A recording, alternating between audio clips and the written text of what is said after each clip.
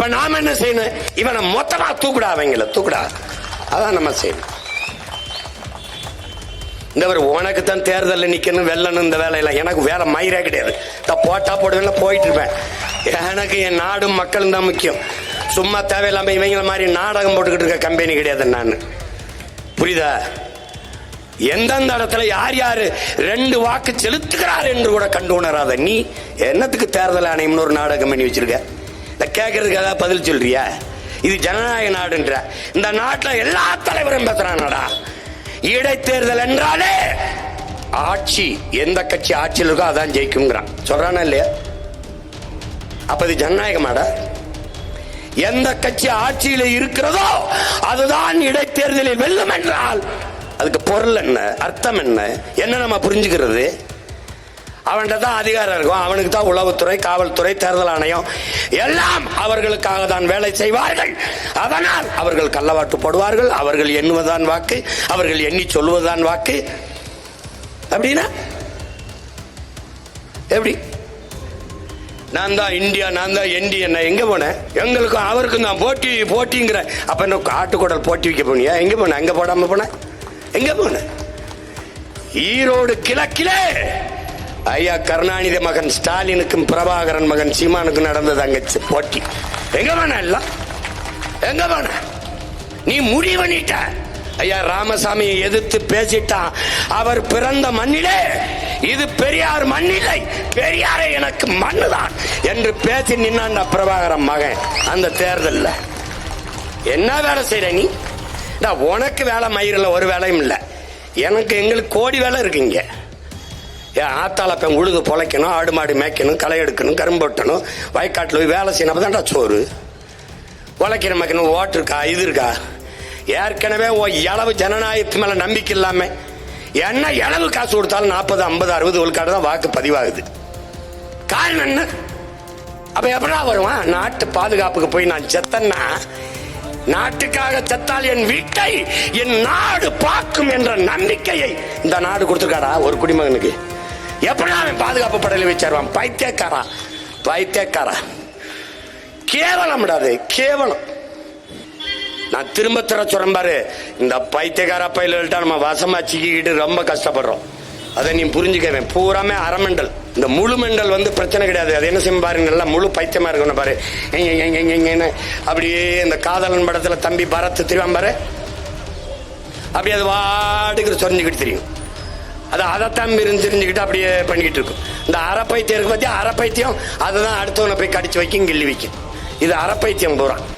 Sir சார்னாவே பிரச்சனை தான் நமக்கு. அது அந்த சார் எந்த சார் என்று கொஞ்ச நாள் ஓடிட்டு இருந்தது. இப்ப இந்த சாரு எந்த சாருன்னு நமக்கு தெரியுது. வெள்ளக்காரனை பார்த்து சார் சாருன்னு நம்ம போட்டது ஸ்லேவ் ஐ ரிமைன். எஜமா நான் அவங்க அடிமை இன்னும் நினைவில் வச்சிருக்கேன், அதை நான் மறக்கல. அந்த சார் தான் இந்த எஜமானுக்கு இப்ப நம்ம அடிமை. இந்த உடல் கூட்டில் இருந்து என்னுடைய உயிரை பிரிப்பதும், இந்த நாட்டில் இருந்து என் ஓட்டுரிமையை வாக்குரிமையை பறிப்பதும் ரெண்டும் ஒண்ணுதான். ஓட்டுரிமை இல்லை, வாக்குரிமை இல்லை என்றால் உனக்கு இங்க ஒண்ணுமே இல்லை. இந்த மரம் பூக்காது, காய்க்காது, பலன் தராது என்றால் எவனும் தண்ணி ஊத்த மாட்டான், உர வைக்க மாட்டான், பராமரிக்க மாட்டான், கண்டுக்கிற மாட்டான். உனக்கு ஓட்டு இல்லை என்றால் ஒரு பயம் மதிக்க மாட்டான். நம்பி கலைஞன் பேசும்போது, போன தடவை நான் போட்டேன், அதுக்கு முன்னாடி போட்டேன் ஓட்டு, அதுக்கு முன்னாடி போட்டேன் ஓட்டு. ஆமா போட்டேன். எனக்கு போட்டியா? அதான் சார் கேட்கிற கேள்வி. எனக்கு போட்டா போடாத ஓட்டு உனக்கு இருந்தான்னா இல்லைன்னா தூக்குடா. அதுதான் இப்ப நாம என்ன செய்யணும்? இவனை மொத்தமா தூக்குடா, அவங்கள தூக்குடா, அதான் நம்ம செய்யணும்.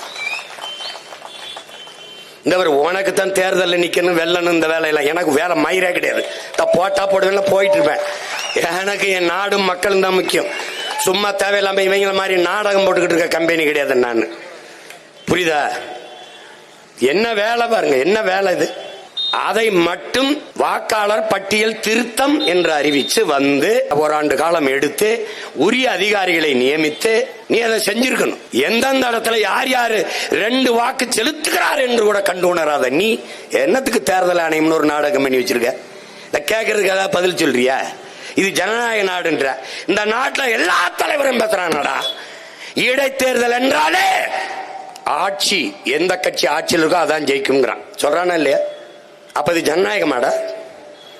எந்த கட்சி ஆட்சியில் இருக்கிறதோ அதுதான் இடைத்தேர்தலில் வெல்லும் என்றால் அதுக்கு பொருள் என்ன, அர்த்தம் என்ன, என்ன நம்ம புரிஞ்சுக்கிறது?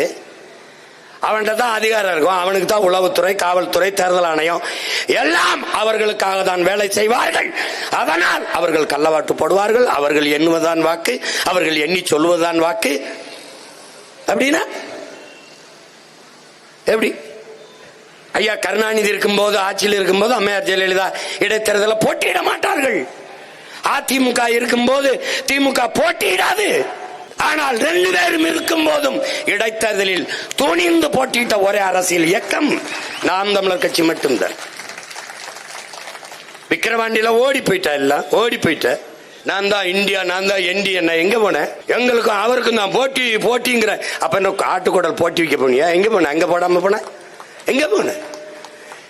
ஈரோடு கிழக்கிலே ஐயா கருணாநிதி மகன் ஸ்டாலினுக்கும் பிரபாகரன் மகன் சீமானுக்கும் நடந்தது அங்க போட்டி. எங்க போன? எல்லாம் எங்க போன? நீ முடிவு பண்ணிட்ட. ஐயா ராமசாமியை எதிர்த்து பேசிட்டான். அவர் பிறந்த மண்ணிலே இது பெரியார் மண்ணில்லை, பெரியாரே எனக்கு மண்ணுதான் என்று பேசி நின்னாண்ட பிரபாகரன் மகன் அந்த தேர்தல்ல. இது என்ன பெரியார்? பெரியாரு உங்க பெரியார புதைச்சிருக்கிறத ஏன் மண்ணுடா? இதுல வந்து அங்க மண்ணு இங்க மண். இது பெரியார் மண், வெட்டி வித்து தின்னு. இது திராவிடம், இது தமிழ் மண், பாதுகாத்து வை. அது தமிழ் தேசிய அரசியல். அது திராவிடம், தமிழ் தேசியம். அவரை பேசிட்டு அவன் டெபாசிட் கட்டுத்தொகை வாங்கிடக்கூடாது. எஜமா முடிவுட்டாரு. இங்க இருக்கிற சார் கள்ள ஓட்டு போடுவதை தடுக்க முடியல. ஒன்னால பல வாக்ககங்களை கதை சாத்திட்டு போடுறாங்க. கள்ள ஓட்டு என்ன புகாரளி தேர்தல் ஆணையம் கண்டுகொள்ளாது. எவ்வளவு முறையீடு ஏற்று பார்க்காது. காசு கொடுக்கிறான் வாக்குக்கு 1000 2000 தெரியுது, கேட்காது தேர்தல் ஆணையம். இதை எதையும் செய்தா தேர்தல் ஆணையம் என் வாக்கை சரியாக எண்ணி சொல்லும் என்று என்னை நம்ப சொல்றான். பைத்தியக்காரன், நீ பைத்தியம், நான் பைத்தியம் இல்லடா. இப்ப அந்த தேர்தல் ஆணையம் தான் வாக்காளர் சிறப்பு சீர்திருத்தத்தை செய்துகிட்டு ஓடி வருது. அப்ப அந்த சிறப்புக்கு பதில் நம்மகிட்ட என்ன இருக்குது? என்ன இருக்குது? என்ன வேலை செய்யற நீ? உனக்கு வேலை மயிரில் ஒரு வேலையும் இல்ல. எங்களுக்கு கோடி வேலை இருக்குங்க. ஆத்தால பெண் உழுது பொழைக்கணும், ஆடு மாடு மேய்க்கணும், களை எடுக்கணும், கரும்பு வெட்டணும், வயக்காட்டுல போய் வேலை செய்யணும். அப்பதான்டா சோறு. உழைக்கணும், மேய்க்கணும், ஓட்டு இருக்கா, இது இருக்கா? ஏற்கனவே இளவு ஜனநாயகத்து மேல நம்பிக்கை இல்லாம என்ன இளவு காசு கொடுத்தாலும் 40 50 60 விழுக்காடு தான் வாக்கு பதிவாகுது. காரணம் என்ன? 100 பேர்ல 60 பேர் 70 பேர் 50 பேர். அது அதிகப்படியா நீ காசு கொடுக்கணும். ஓட்டுக்கு 2000 கொடுக்கணும், மிக்சி கொடுக்கணும், கிரைண்டர் கொடுக்கணும், லேப்டாப் கொடுக்கணும், எல்லாம் கொடுக்கணும். எளவு கர்மாந்திரம், பிரியாணி கொடுக்கணும், குவார்டர் கொடுக்கணும். எல்லாம் கொடுத்தா தான் 60 பேர் ஓட்டு போடவே வர்றான். ஏன் நம்பிக்கை இல்ல? இந்த லட்சணத்துல என்ன? உனக்கெல்லாம் ஓட்டு இருந்தா என்ன, இல்லைன்னா என்ன முடிவு பண்ற? இங்கே அறிவார்ந்த தமிழ் சமூக சொந்தங்கள், என் உயிரிமினி, என் உடன் பிறந்தார்கள் கவனிக்கணும். இந்த நாட்டிலே குடியாட்சியை, மக்களாட்சியை ஏற்றுக்கொண்ட நாட்டிலே மக்கள் தங்களுடைய மதிப்புமிக்க வாக்கின் மூலமாக யார் ஆட்சியாளராக இருக்க வேண்டும் என்பதை முடிவு செய்தார்கள். அந்த உரிமைதான் இங்கே போராடி பெற்ற ஜனநாயகம். அந்த உரிமை இங்கே பேசிய தம்பிகள் எல்லாம் கூட குறிப்பிட்டார்கள். ஜமீன்தார், இவ்வளவு நிலம் வைத்திருக்கிற நிலக்கலார்கள், இவர்கள் தான் வாக்கு செலுத்த முடியும் என்கிற நிலை இருந்தது. அதை போராடி தகர்த்து எல்லோருக்குமான உரிமையை பெற்றார்கள். பெண்களுக்கு மறுக்கப்பட்டிருந்தது. பன்னெடுங்காலமாக கல்வி மறுக்கப்பட்டு ஒடுக்கப்பட்டு வீழ்த்தப்பட்டு கிடக்கிற சமூகங்களுக்கெல்லாம் சிறப்பு தொகுதி என்று பெற்றுக் கொடுக்கப்பட்டது. அப்படி போராடி பெற்றது அந்த உரிமை. ஆனால் இன்னைக்கு நிலைமை என்ன? வாக்காளர்கள் தீர்மானித்தார்கள் யார் என் ஆட்சியாளன் என்று. இன்னைக்கு ஆட்சியாளன் தீர்மானிக்கிறான் யார் என் வாக்காளன் என்று. இதுதான் இப்ப நடக்குது. நாம கேட்கிறோமே தலைகீழ் மாற்றம், இந்த மாற்றம் தான் இங்கே நடக்குது. இந்த எஸ்ஆர் மூலம் என்ன நடக்க போகுது? சார் மூலம், எஸ்ஆர் மூலம் என்ன நடக்க போகுது? என் வாக்காளன் யார் என்பதை ஆட்சியாளன் தீர்மானிக்கிறான். இது ஜனநாயகமா என்பதை கற்றறிந்த பெருமக்கள், கற்றுக்கொண்டிருக்கிற எண்ணிலும் இலையை என் தம்பி தங்கைகள் தெளிந்து சிந்திச்சு புரிஞ்சுக்கணும். எதற்கு இது திருத்து போய் உடனே பிறகு செய்யற? என்ன செய்யற நீ? யார் கேட்டது ஒண்ணு? டேய், நாங்க கேட்ட எதையாவது ஒண்ணு நீ செஞ்சிருக்கியாடா? டேய், உன் மனச்சான்று சொல்றா. படிக்க பள்ளிக்கூடம் இல்லைன்னு கேட்போம், மருத்துவமனை சரியா கட்டி கொடுன்னு கேட்போம். நீ விண்ணூர்தி நிலையத்தை பார், உன் அரசு மருத்துவமனையும் பார், நீ பேருந்து நிலையத்தை பார், உன் பிள்ளை படிக்கிற பள்ளிக்கூடத்தையும் பார். இவர்கள் புதைக்கப்பட்டிருக்கிற கல்லறை சமாதியை பார். உன் பிள்ளைகள் படிக்கிற பள்ளி கல்லூரியை போய்ப்பார். எது தரமா இருக்குன்னு பாடுறா. இது ஒரு ஆட்சி முறைன்னு நீ நினைச்சுக்கிட்டு இருக்க. நீ எதை நோக்கி நகர்த்துறான்னு பாடுறா. எப்படிப்பட்ட நாடு இப்படி யோசிச்சு பாரு. ஒருத்த கள்ளச்சாராயம் காய்ச்சுகிறான், குற்றம். அதை போய் குடிக்கிறான், குற்றம். செத்து போறான். 10 லட்சத்தை நாடு அறிவிக்கிறது. எல்லோரும் ஓடி போய் பார்க்கிறார்கள். அந்த குடும்பத்தில் பிள்ளைகளுக்கு நாங்கள் கல்வி கொடுப்போம், குடும்பத்தில் ஒருவருக்கு வேலை கொடுப்போம் என்று சட்டப்படி அங்கீகரிச்சு காசு கொடுக்கிறான். சட்டப்படி குற்றத்தை நாடு, அது நாடு. ஒரு நடிகர், பிடித்த நடிகர் வர்றார், அவரை பார்க்க கூடுகிறான், கூட்ட நெரிசலில் சிக்கிச்சாகிறான், எல்லோரும் போய் பார்க்கிறான், அதுக்கு காசு. ஆனால் நாட்டு பாதுகாப்பு படையிலே எல்லையிலே நின்று போரில் செத்து வாராண்டா ராணுவ வீரன். இங்க வாராண்டா. எத்தனை மினிஸ்டா போய் பார்த்து மேல விட்டா. இந்திய ராணுவ வீரன் தானடா. இந்திய ராணுவம், இந்திய அரசு, ஒன்றிய அரசு 1 கோடி 2 கோடி அந்த குடும்பத்துக்கு பாதுகாப்பு நிவாரண நிதி என்று அறிவிச்சதை நீங்க கேட்டது உண்டா? இல்லை. இல்ல எந்த மாநில மகனோ அந்த மாநில அரசு அறிவிச்சது உண்டா? இல்லை. விளையாட்டில் வெண்கல பதக்கம், வீடுண்டு, காவல்துறை அதிகாரி பதவி உண்டு, கோடி கோடியாக பணம் உண்டு, எல்லாம் உண்டு. நாட்டின் பாதுகாப்புக்கு போய் உயிரை கொடுத்தவனுக்கு ஒரு மயிரும் இல்ல. இதாண்டா இந்த நாடு, ஜனநாயகம். கேவலம்டா, கேவலம்டா.